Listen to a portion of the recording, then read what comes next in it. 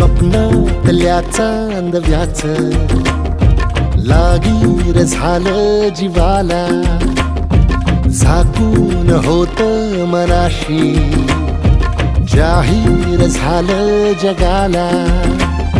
क्षणभर जग हे विसरून सगळे बेवढासा दिलासा, पोशील तू श्वास माझा.